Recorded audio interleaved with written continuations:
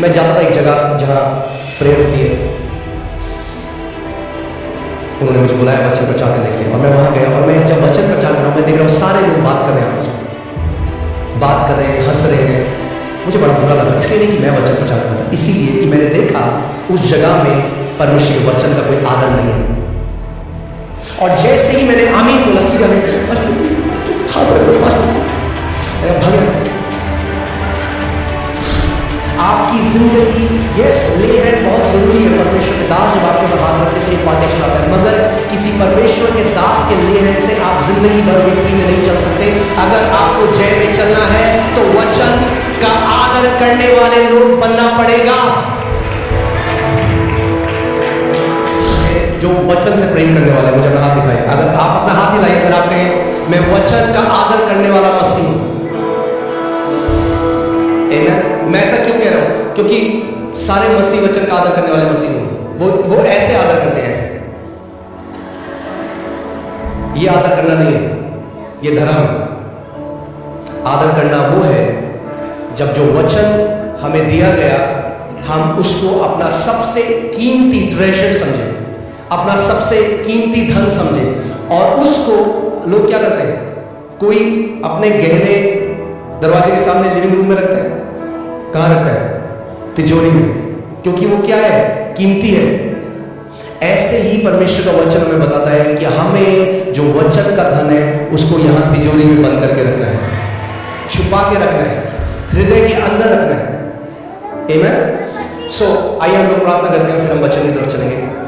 परमेश्वर पिता, हम आपका धन्यवाद करते हैं, आप एक अच्छे और भले पिता हैं। हर एक अच्छी वस्तु, हर एक अच्छा दान और वरदान पिता आपकी तरफ से ही आता है। आपका वचन कहता है कि आप ज्योतियों के पिता हैं प्रभु। कोई भी बुराई आपकी तरफ से नहीं आती, कोई भी बीमारी आपकी तरफ से नहीं आती।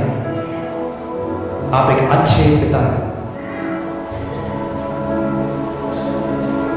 आपका वचन हमें बताता है कि आत्मा आज भी कलीसिया से बात कर रहा है, और आपका वचन कहता है जिसके सुनने के कान हो वो सुन ले कि आत्मा कलीसिया से क्या कह रहा है। और प्रभु मैं प्रार्थना करता हूं यहां पे जितने लोग आए हैं उनके सुनने के कान हो प्रभु, वो तेरे वचन को हल्का ना जाने प्रभु, वो तेरे वचन को एक आम वचन की तरह ना सुने प्रभु, पर ध्यान धर कर वो तेरे वचन का आदर करें प्रभु।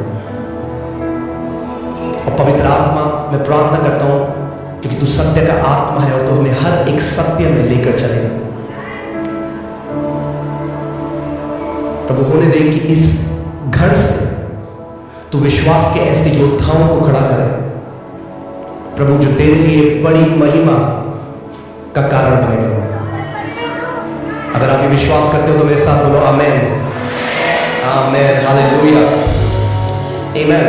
सो आप जानते हो क्यों इतने ऐसे मसीह हैं जो बढ़ोतरी को नहीं देखते अपने जीवन में? वो चर्च आते हैं, वचन को सुनते हैं, मगर जो बढ़ोतरी उनके जीवन में होनी चाहिए वो नहीं होती। और उसका कारण मैं आज आपको बताऊंगा, वो वचन में है कि क्या वो कारण है कि कितने सारे ऐसे मसीह हैं फास्टिंग प्रेयर में भी आ रहे हैं और रविवार को भी आते हैं और सारी सभाओं में आते हैं, मगर वो बढ़ोतरी जो परमेश्वर चाहता है उनके जीवन में वो नहीं देखते।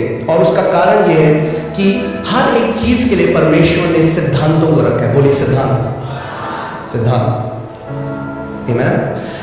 ऐसा नहीं है कि परमेश्वर कुछ लोगों के जीवन में करता है और कुछ का उसका मन नहीं करता, वो कहता है नहीं ये इनके नहीं करूंगा, मैं इसके करूंगा। वो इना मीना मोही मोड़ नहीं कर रहे, समझ रहे हैं?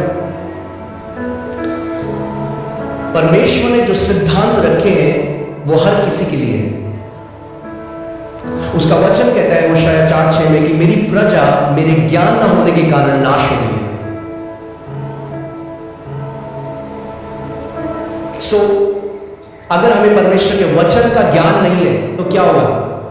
जो परमेश्वर चाहता है, जो सिद्धांत उसने हमारे लिए रखे, अगर हम उनको नहीं समझेंगे तो जो बढ़ोतरी वो हमारे जीवन में देना चाहता है, जो कार्य वो हमारे जीवन में करना चाहता है, वो हो नहीं पाएगा।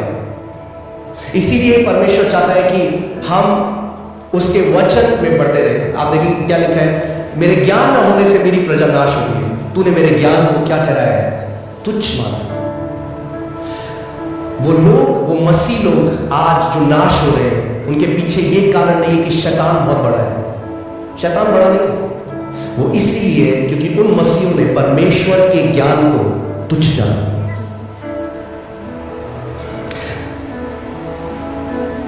कितने सारे ऐसे मसीह हैं जो सारी प्रेयर मीटिंग में जाते हैं, और अच्छा है, हम लोगों को प्रार्थना बहुत जरूरी है, प्रार्थना में करनी है, मगर प्रार्थना भी आप, अगर आपके पास सत्य नहीं है तो आप गलत तरीके से प्रार्थना करेंगे और अपने उत्तर से और दूर चले जाएंगे।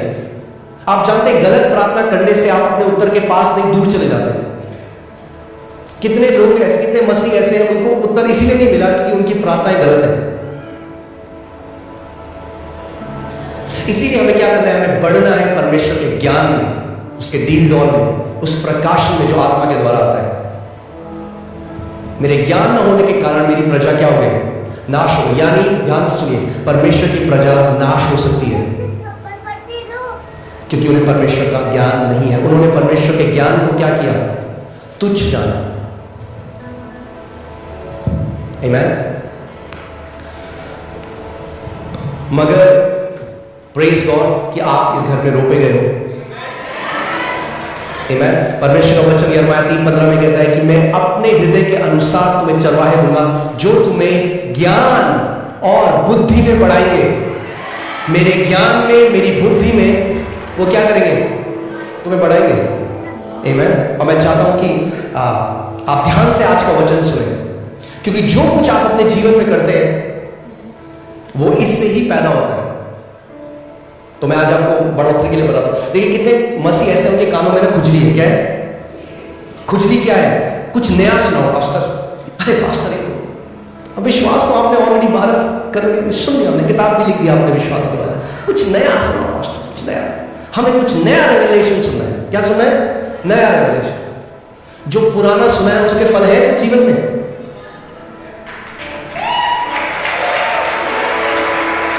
क्या करोगे नया सुन के अगर पुराने के फल ही नहीं आए तो?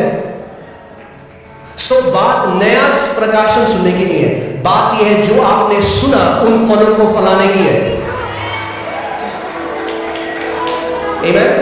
और इसीलिए मैं आपको बता रहा हूं, मैं आज आपको एक सीक्रेट, एक कुंजी दे रहा हूं बढ़ोतरी की। इतना आसान है बढ़ना कि आपको लगेगा अरे कैसे मैंने मिस कर दिया। बहुत ही आसान है। आप जानते हैं क्या है? वचन चलते हैं। पहला कुरिन्थियों 3 उसकी 6वीं आयत देखिए। यहां पे पौलुस प्रेरित क्या कहते हैं, मैंने पौधा रोपा, अपोलोस ने उसे सींचा, पर किंतु परमेश्वर ने उसको बड़ा किया। इंग्लिश बाइबल से गॉड ब्रॉट इंक्रीज, यानी परमेश्वर बढ़ोतरी लेकर आया। परमेश्वर सीधे बढ़ोतरी नहीं ला सकता आपके जीवन में। ध्यान से सुनिए मेरी बात। कई लोग कहते हैं प्रभु बढ़ोतरी दे, प्रभु बढ़ोतरी दे। नहीं ला सकता बढ़ोतरी। अगर प्रभु को बढ़ोतरी लानी है तो किसी को पहले बोना पड़ेगा वचन, फिर किसी को उसको सींचना पड़ेगा, फिर बढ़ोतरी आएगी। बढ़ोतरी तीसरा स्तर है। पहला स्तर है बीज को बोना। क्या है पहला स्तर? बीज को बोना। दूसरा स्तर है उसको सींचना, उस पर पानी डालो। आप बेस्ट क्वालिटी का बीज ले आइए। आप कश्मीर जाइए, वहां से आप सबसे अच्छा बीज ले आइए सेब का। मगर अगर आपने बीज बो दिया और उसके बाद भूल गए तो क्या होगा? वो बीज कभी भी बढ़ नहीं सकता। और परमेश्वर का वचन में मरकुस 4 अध्याय में बताता है, यीशु मसीह ने कहा कि बोने वाला क्या बोता है? बीज। और बीज क्या है? परमेश्वर का वचन। सो पौलुस ने क्या बोया कुरिन्थियों के जीवन में? बीज बोया, यानी वचन बोया। यानी ध्यान से सुनिए, जब आप पहली बार किसी वचन को सुनते हैं तो वो वचन बोया जाता है, यानी प्लांट किया जाता है इंग्लिश में, ठीक है। मगर जब आप उसको बार बार सुनते हैं तो वो सींचा जाता है, फिर बढ़ोतरी आती है। कितने मसीह ऐसे उन्हें बार बार नई शिक्षा चाहिए मगर वो उसको सिंचाई नहीं होने देते अपने हृदय में। यानी अगर आपको बढ़ोतरी चाहिए, प्रार्थना से नहीं आएगी। पड़ोसी को बोलो, बढ़ोतरी प्रार्थना से नहीं आएगी। यही कई मसीह लोग नहीं समझते। कई लोग देख रहे हैं दूसरे, ये क्या सिखा रहा है पास्टर, ये आप सही नहीं बोल रहे हो। आइए आपके जीवन में बढ़ोतरी। 30 साल से प्रार्थना कर रहे हो। ध्यान से सुनिए, मैं प्रार्थना करने वाला व्यक्ति हूं। हम लोग ऑनलाइन प्रेयर करते हैं, रोज घंटों अन्य भाषा प्रार्थना बहुत जरूरी है, उसकी अपनी एक जगह है। मगर प्रार्थना बिना वचन के कुछ काम नहीं करेगी।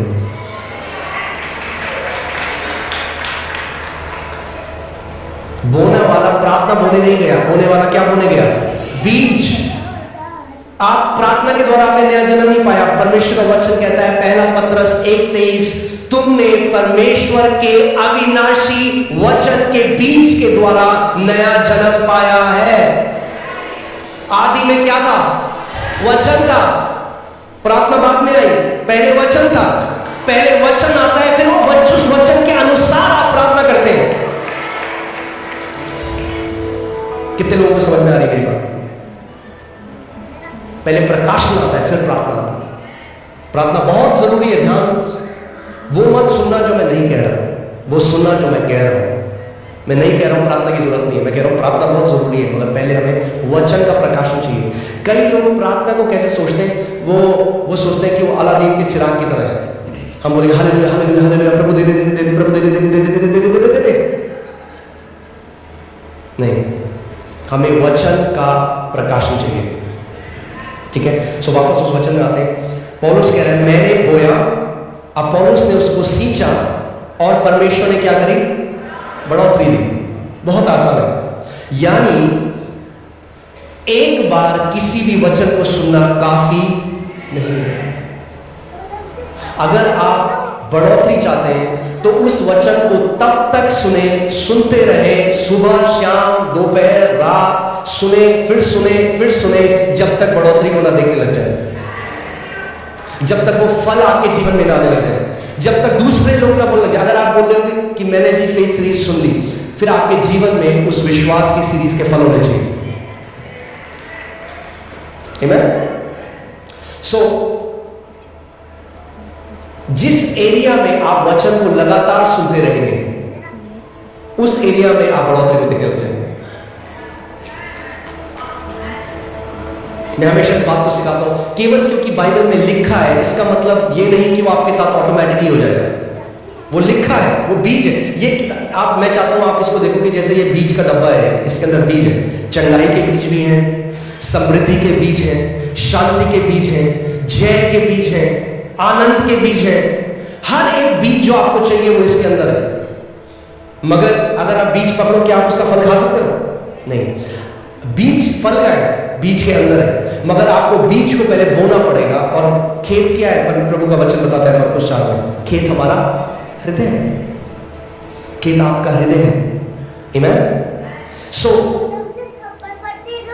आज जो बात करना चाह रहे हैं विश्वास के बारे में, रोमियो 1:17 में लिखा है कि सुसमाचार जो हमें दिया गया, सुसमाचार, क्योंकि उसमें यानी सुसमाचार में परमेश्वर की धार्मिकता विश्वास से और विश्वास के लिए प्रकट होती है। जैसे लिखा है, विश्वास से धर्मी जन जीवित रहेगा। सो जैसे आप ऑक्सीजन से और पानी से जीवित रहते हैं, जितना जरूरी आपके लिए ऑक्सीजन और पानी है, उतना ही जरूरी धर्मी जन के लिए विश्वास है।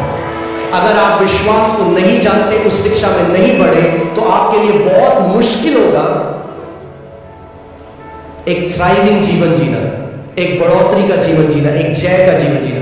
विश्वास एक शिक्षा नहीं है, विश्वास हमारे जीने का स्रोत है। क्योंकि धर्मी जन विश्वास के द्वारा जीवित। लोग बोलते हैं अच्छा आप विश्वास की शिक्षा देते हैं, अच्छा हम तो ये वाली शिक्षा मानते हैं। नहीं, अगर आप धर्मी जन हैं तो परमेश्वर कह रहे हैं कि विश्वास की शिक्षा के द्वारा आप जीवित रहेंगे। इसका मतलब विश्वास में चलना और विश्वास में दृढ़ हो जाना एक ऑप्शन नहीं है। क्या बोलेंगे उसको? एक चुप काय पास है, चुप काय पास है,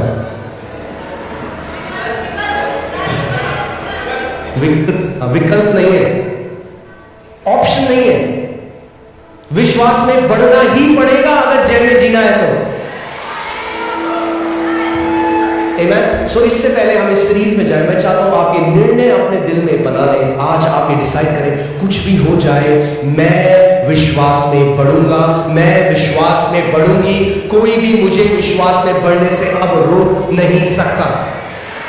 आपको ये निर्णय, ये डिसीजन आपको लेना पड़ेगा। आपकी मम्मी नहीं ले सकती, आपके पापा नहीं ले सकते, आपका हस्बैंड नहीं ले सकता, आपकी वाइफ नहीं ले सकती। आपको स्वयं ये निर्णय लेना है, मैं विश्वास में बढ़ूंगा और एक योद्धा बन जाऊंगा। आमीन। बहुत आसान है, मुश्किल नहीं है, मैं आपको बता रहा हूं। परमेश्वर नहीं कहता आपको विश्वास कमाने की जरूरत है, आपको कमाना नहीं, अपने आप ऑटोमेटिकली आता है। आता है, बोलिए आता है। कैसे आता है? कैसे आता है? सुनने से।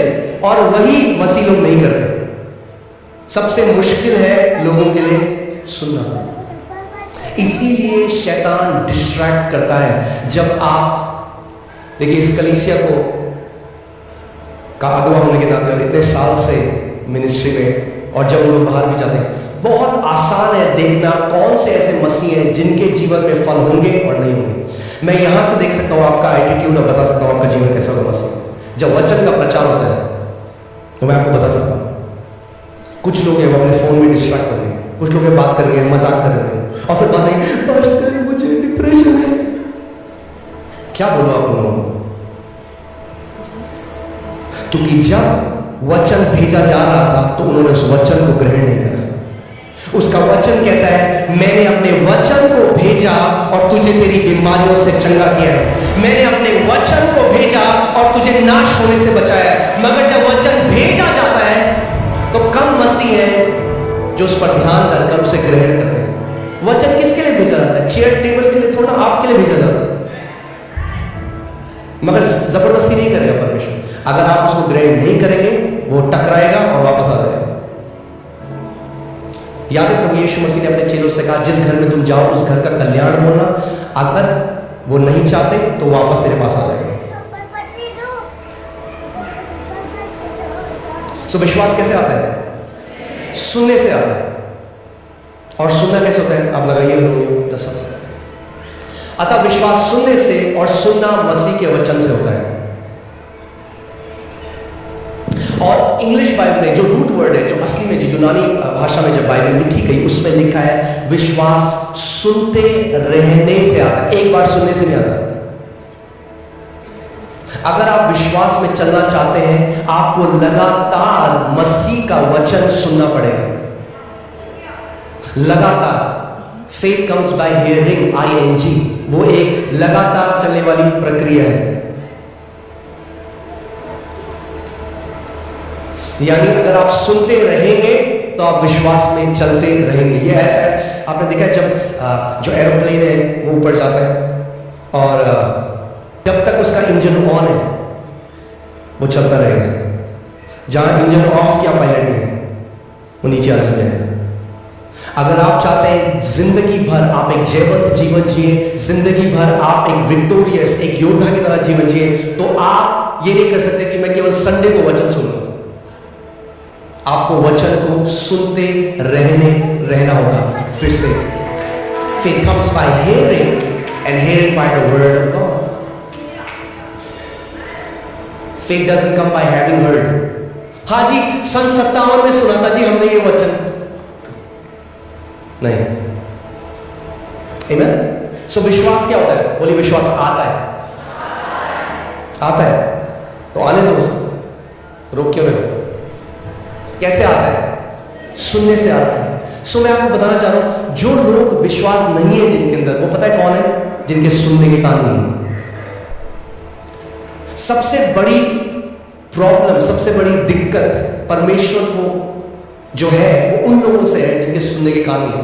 बार बार प्रभु यीशु मसीह, आप जब पढ़ेंगे सुसमाचार में, कहता था अगर तुम्हारे सुनने के कान है तो सुन लो मैं तुमसे क्या कहता हूं।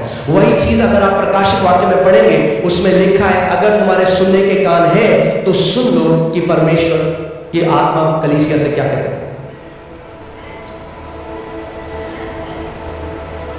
आमीन। सो हमें ध्यान धरकर क्या करना है?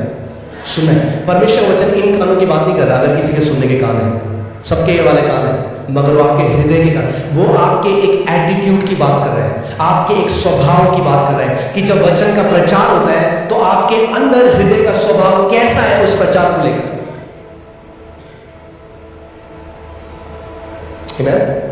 मैं आपको एक वचन में ले चलता हूं, हालेलुया।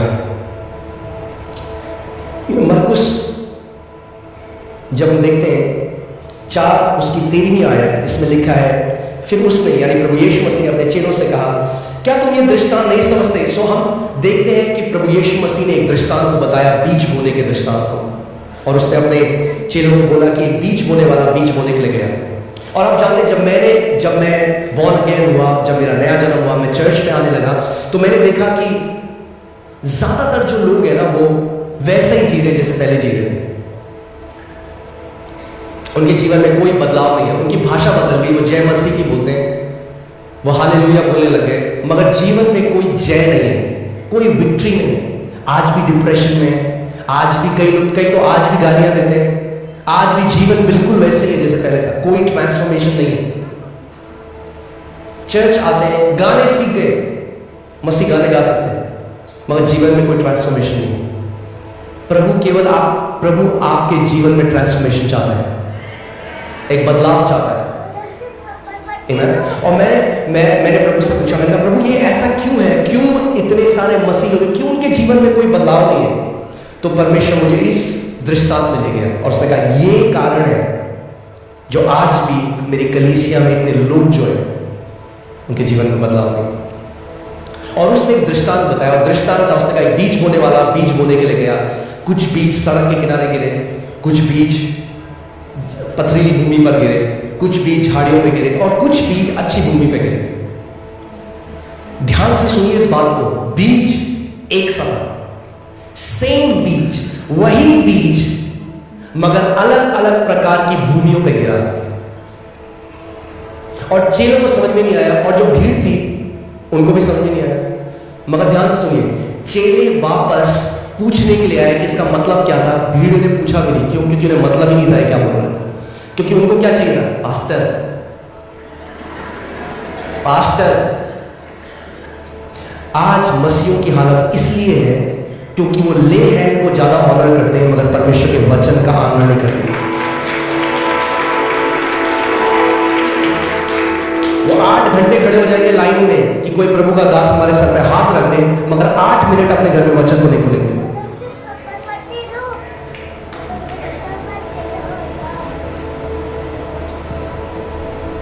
गलत तो नहीं कह रहे?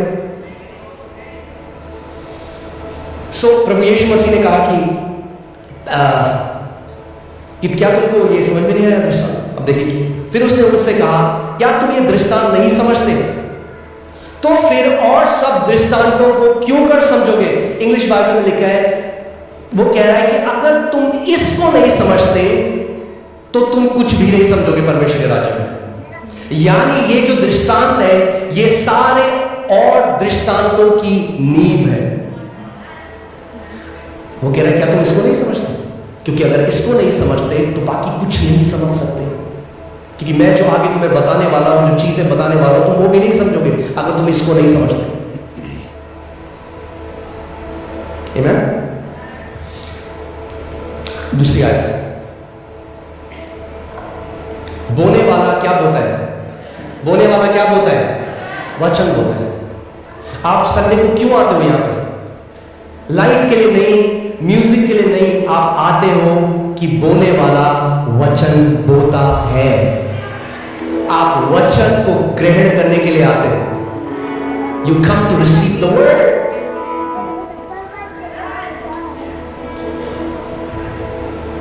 प्रभु यीशु मसीह कह रहे हैं, बोने वाला क्या बोता है? वचन को बोता है। यानी ये दृष्टांत एक फिजिकल बीज के बारे में नहीं है, ये दृष्टांत किसके बारे में है? परमेश्वर के वचन के बारे में।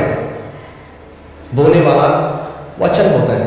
अगली आयत, जो मार्ग के किनारे के हैं, जो मार्ग के किनारे के हैं जहां वचन बोया जाता है, ये वे हैं कि जब उन्होंने सुना तो शैतान तुरंत आकर वचन को जो उनमें बोया गया था उठा ले जाता है।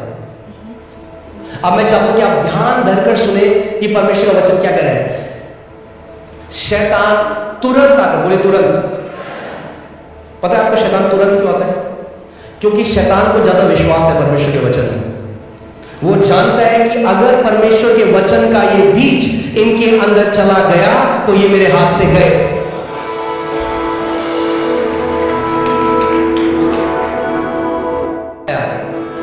हाँ, क्या चुराने आया? अच्छा, यीशु मसीह ने कहा यूहन्ना 10:10 में कि शैतान चोरी करने, घात करने और नाश करने के लिए आया। मगर शैतान क्या चोरी करता है? वचन। क्योंकि वो जानता है अगर वो वचन चुरा लेगा आपके जीवन से तो वो सब कुछ बाकी चुरा सकता है। क्योंकि चंगाई वचन में है, प्रॉस्पेरिटी वचन में है, सब कुछ परमेश्वर के वचन में है। आदि में वचन था, परमेश्वर का वचन। इब्रानी 11:3 में लिखा है कि सब कुछ जो हम देखते हैं और नहीं भी देख सकते, उस सब की सृष्टि, ये पूरा ब्रह्मांड जो परमेश्वर ने बनाया, ये यूनिवर्स, ये चांद सितारे, जो कुछ परमेश्वर ने बनाए, ये वचन के द्वारा ही उत्पन्न हुए। सो सब कुछ जो आप देखते हो वो किसके द्वारा उत्पन्न हुआ? वचन के द्वारा। देखिए, विश्वासी से हम जानते हैं कि सारी सृष्टि की रचना परमेश्वर के वचन के द्वारा हुई। सारी सृष्टि, सब कुछ जो आप देखते हो, ये बिलियन, करोड़ों और खरबों जो आप तारे देखते हो, जो ग्रह हैं, जो हमारी गैलेक्सी है, ब्रह्मांड है, सब कुछ जो है, इसकी सृष्टि कैसे हुई?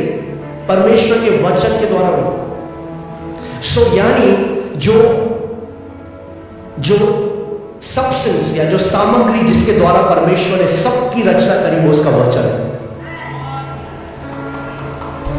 वचन बिल्डिंग ब्लॉक है क्रिएशन का, उत्पत्ति का, सृष्टि का। आमीन, आप समझ रहे?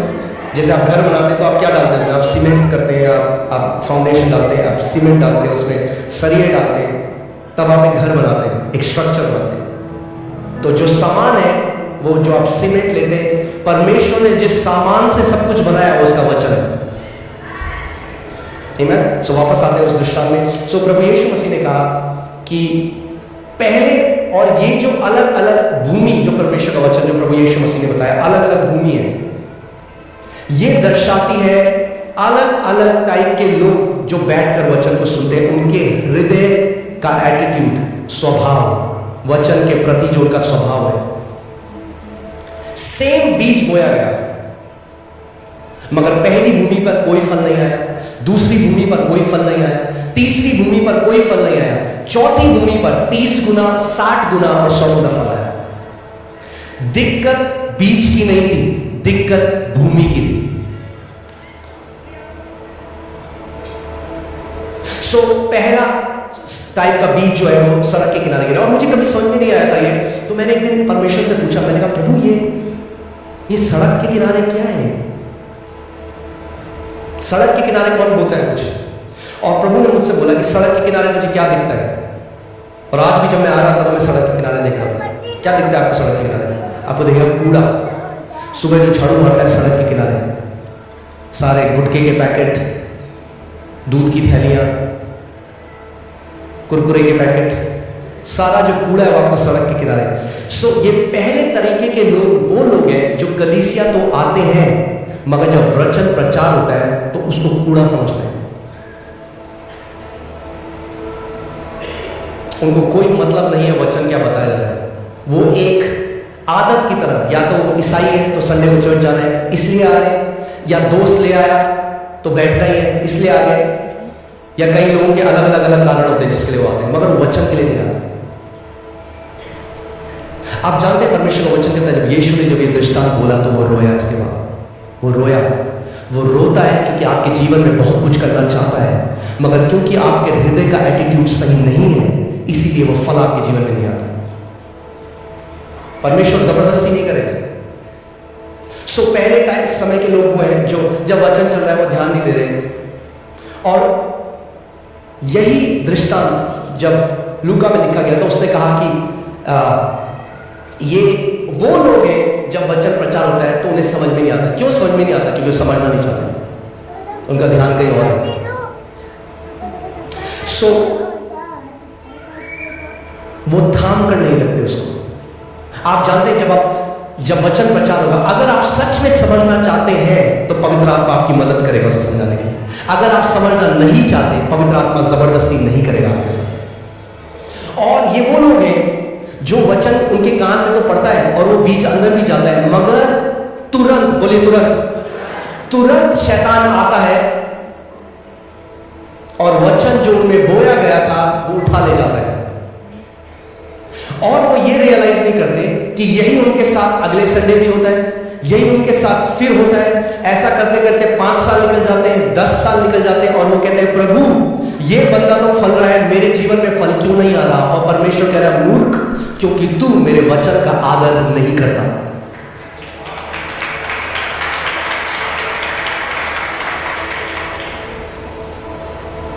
तो आज मैं आपसे पूछना चाहता हूं, आपका एटीट्यूड क्या है परमेश्वर के वचन के लिए? मैं देखता हूं कुछ लोग जल्दी भी आते हैं, आखिरी की सीट में बैठते हैं। मुझे समझ में नहीं आता कैसे। जब मैं कलीसिया जाता था, मैं सबसे आगे बैठता था, जल्दी आकर। मुझे पता था आज प्रभु मेरे पास्टर के द्वारा मुझसे बात करेगा, और हर संडे प्रभु करता था, क्योंकि वो कहता है मैं तुम्हें अपने हृदय के अनुसार चरवाहे दूंगा।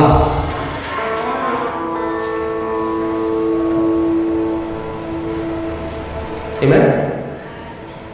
सो ये जो पहले श्रेणी के लोग हैं, मुझे नहीं पता आप में से कितने वो आज हैं। अगर आज हैं तो आपके लिए गुड न्यूज है, आप अपना स्वभाव बदल सकते हो, आप एक अच्छी भूमि बन सकते हो आज ही।